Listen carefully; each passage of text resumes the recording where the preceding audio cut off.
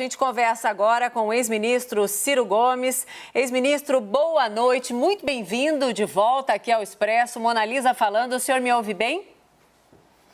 Eu lhe ouço bem, Mona Lisa. Boa noite a você, boa noite ao Caio e a toda a tropa aí da CNN. Muito bom. Montanha-russa, hein? Grandes emoções para o dia. A nossa tropa da informação. Ah, meu Deus do céu, não tem um dia normal, mas vamos lá. Eu queria muito ouvir o senhor, até pedir para conversar com o senhor, e muito obrigada, então, por falar sim ao convite, porque de tudo que eu li durante a tarde, durante a noite, acabamos de ouvir Guilherme Boulos, não sei se o senhor teve a oportunidade de acompanhar aqui, mas sobre a tal expectativa de união de uma esquerda, né, que depois da eleição de Jair Bolsonaro anda enfraquecida, dividida, e que todo mundo questiona, então, como é que seria essa possibilidade da volta da esquerda agora com, então, Lula, nesse momento, liderando mais uma vez o que seria uma união de esquerda para derrotar Jair Bolsonaro. Quero ouvi-lo sobre essa expectativa ou essa possibilidade. Mona Lisa, os políticos só pensam naquilo, né? É uma coisa impressionante. E eu sempre procurei manter uma certa distância desse vício, né? Embora seja um político já muito vivido e muito experiente. Então é com essa vivência e essa experiência que eu vou lhe responder. Nesse momento, nós temos uma coisa concreta acontecendo, que quem me acompanha, não é, viu que eu estou falando isso desde 2016. É que o Sérgio Moro comportou-se como parte arbitrária no processo do Lula, o tempo inteiro. O que é chocante para um velho cultivo, um amante do direito como eu, é que o ministro Fachin, que teve sob suas mãos, e o Supremo, essa evidência das aberrações do Sérgio Moro, só tenha visto para resolver o problema 4 anos depois. Entrementes, o processo político brasileiro foi alterado. É sempre justo que a gente imagine que o Lula e sua Grey considerem que o Lula ia ganhar as eleições. Não é verdade, mas eles consideram, e é justo que considerem. Não é? E 4 anos depois, o Lula amargou não sei quanto tempo de cadeia, vai para uma obviedade. Tudo era nulo. Coisa que eu estou dizendo que aconteceria há muitos anos, e eu não falo isso senão para dar uma palavra de tranquilidade às pessoas. Isso é uma constatação jurídica, mas um pouquinho de ponderação, se você me permitir, me interrompa se eu estiver sendo extenso. Se eu estiver sendo extenso, me interrompa. O Lula não foi declarado inocente nesse momento. O que o ministro Fachin fez, de forma exótica, dado que volta a um assunto que houvera sido examinado muitas vezes, interrompe a suspeição que estava também muito procrastinada para ser examinada, e o que parece ser uma censura, na verdade, é uma tentativa de proteger o Sérgio Moro e a sua obra arbitrária na Lava Jato. O que faz o ministro Fachin? O ministro Fachin diz que a instância de Curitiba não era legítima para examinar, não era o juiz natural, e transfere todo o processo para a Justiça Federal do Distrito Federal. E diz que a Justiça Federal do Distrito Federal informe aos seus telespectadores, especialmente aos meus amigos, companheiros do PT, que precisam entender o que está acontecendo, para além desta justa alegria que estão sentindo por essa justiça que se faz ao Lula, não porque ele seja um inocente, porque não é mesmo, mas porque foi perseguido por arbitrariedade do Sérgio Moro. Então, repare, ele diz, o ministro Fachin, no despacho, que o novo juiz, que vai ser sorteado amanhã no Distrito Federal, pode validar tudo o que aconteceu em Curitiba ou não. Ou seja, se o juiz validar tudo o que aconteceu, ele vai ser sentenciado de novo.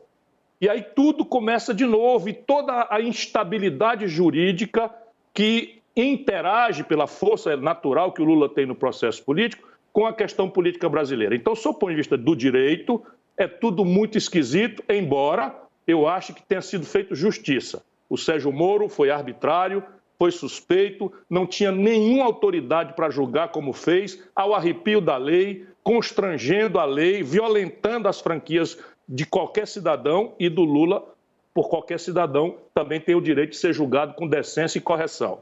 Isto dito, é muito apressada qualquer leitura política. Claro que você tem determinados momentos, nessa hora todo mundo fica feliz, o militante do PT fica feliz, mas a vida brasileira não se realiza assim. Nesse momento, nós estamos passando de 266 mil pessoas mortas por uma pandemia que saiu do controle. O Brasil é um país que está avançando na vacinação a passo de caga do manco, o que significa mais dezenas de milhares de pessoas mortas daqui às próximas 2, 3 semanas. O Brasil tem uma crise econômica sem par. E eu conheço o que eu estou lhe dizendo. E tudo isso é o que vai interagir, e o povo brasileiro, passado esse momento de perplexidade, com essas decisões esquisitas, vou ficar aqui numa palavra, nós vamos cair de novo na amarga realidade brasileira. E amadurecer o futuro. Eu, por enquanto, fico feliz porque aquela injustiça que fazia do Lula uma vítima de processos penais arbitrários pode devolvê-lo agora a um debate de iguais.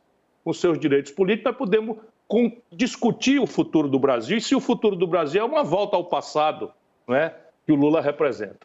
Uma volta ao passado, então, significa Lula não seria o melhor nome para, então, tocar para frente essa eventual, ou essa esperada, ou essa desejada, escolha uma palavra que quiser, união da esquerda para derrotar Jair Bolsonaro? Olha, a tarefa não é só derrotar o Bolsonaro, a tarefa é construir a saída para o Brasil. E essa saída para o Brasil pede diálogo, pede um equilíbrio, pede o fim do radicalismo político, do sectarismo, do ódio, que tem caracterizado essa confrontação entre o lulopetismo e o bolsonarismo. De maneira que ambos, cada qual com a sua qualidade, não é? O Bolsonaro é um fascista, é um bandido, para mim é um grande marginal que assaltou a opinião pública brasileira, não é? Mas o PT não é desculpável pelas contradições que fez. Eu não quero aprofundar essa análise hoje, porque acho muito justo, não é, que o amigo do Lula e o aliado do Lula seja feliz hoje, sinta uma alegria grande, não é, por ter sido corrigida essa grande injustiça que eu denunciei ao longo desses anos todos.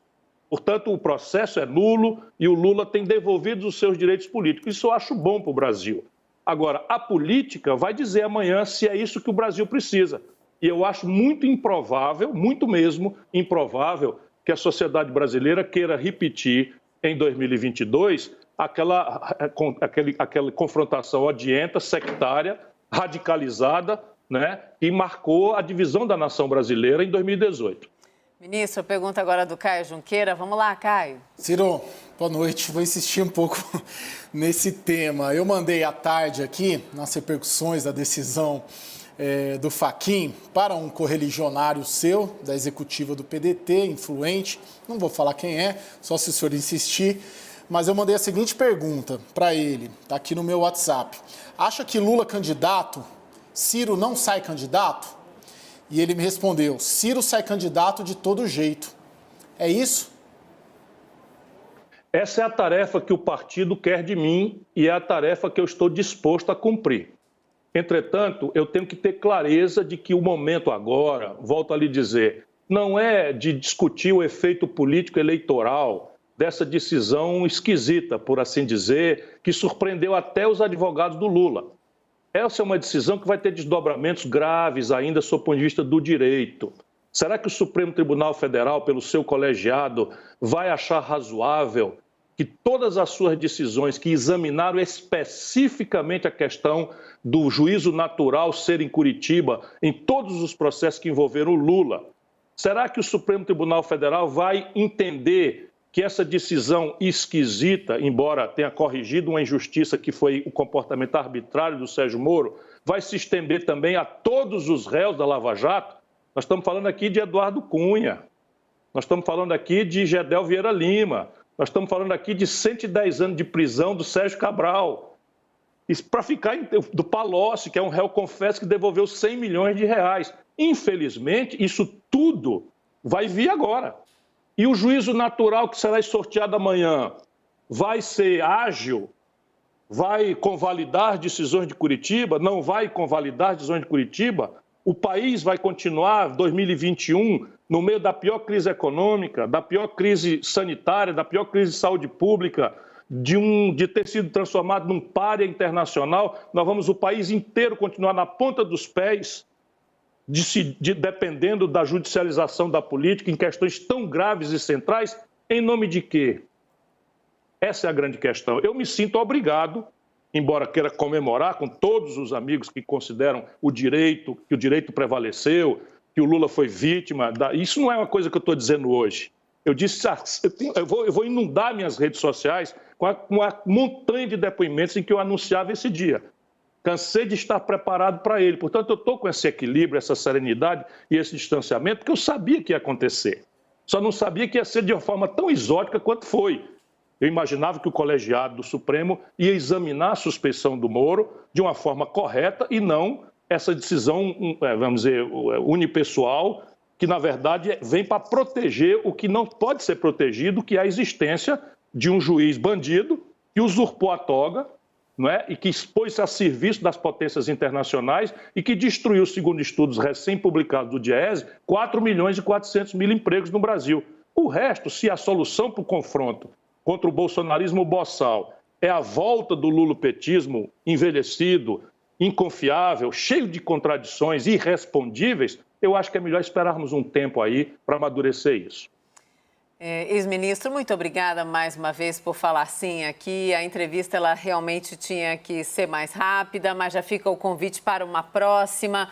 Muito obrigada, já que o senhor disse que vai lá nas redes sociais agora inundar com postagens que o senhor tinha feito, então liberá-lo para isso. Boa noite e, de novo, eu reitero, o pedido foi de última hora, o sim também veio, então que bom saber que temos sim canal aberto para conversar aqui na CNN. Obrigada. Boa noite, boa noite. Deixa eu só dizer, vacina é o que interessa, o resto a gente discute outra hora. Sem dúvida, mas a hora também aponta aí a urgência de uma decisão que a gente precisa entender. Então, sem dúvida, sim, vacina, precisamos e muito entender o universo político todo, que determina também o ritmo da vacinação do Brasil, sem dúvida. Muito obrigada, até uma próxima. Caio, obrigada também.